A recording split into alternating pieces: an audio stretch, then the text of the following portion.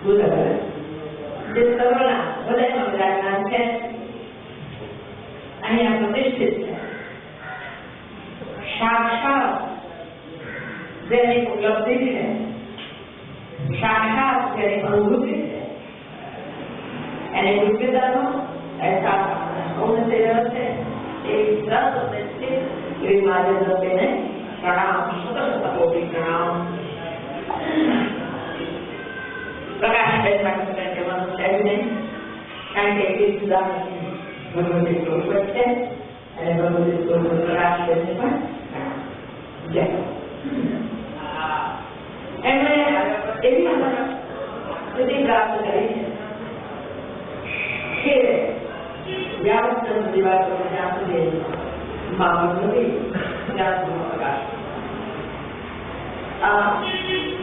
અવર્ણનીય વાત જે સમજે છે એમને ખબર જ છે એમનું જીવન એટલે ભગવતી.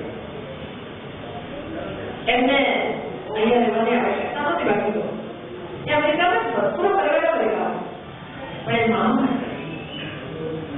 અહીંયા રહ્યા અને અહીંયા જ ભગવતીની સેવા ભગવતીની એમની પર સત્સંગ કરવા, ભગવતી એને પોતાનો સમાવી દે. જગન્નાથે સારા સંસાર જેણે સારું લીધું અને આજે પણ સારું રહે છે.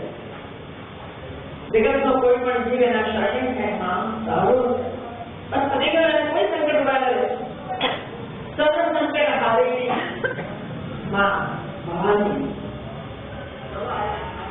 જગત વિહારી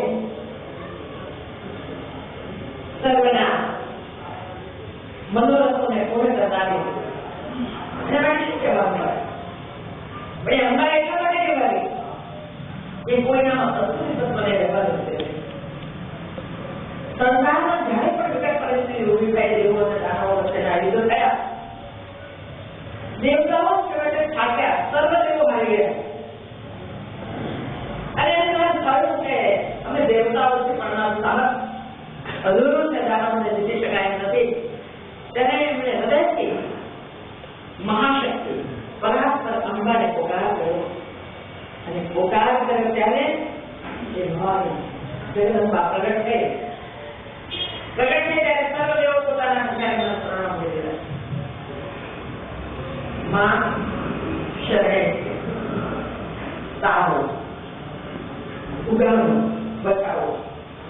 દેવતાઓ કોના માટે પ્રાર્થના કરતા હતા? તે એમના માટે નહીં, સમસ્ત સંસારના જીવો પર દાવાઓના જે અત્યાચારો હતા, રાક્ષસોની જે ક્રૂરતા હતી, એ ક્રૂરતાને મિટાવવા માટે દેવતાઓ જગદંબાના શરણે ગયા અને પોતાના શસ્ત્રો મારા ચરણમાં મૂકી અને બસ માત્ર પ્રાર્થના એક સાધનની વાત રંજન કોઈ સાધન કોઈ સાધન બધા દેવતાઓ સમજી ગયા હતા અમારે કઈ નહીં કહેવું.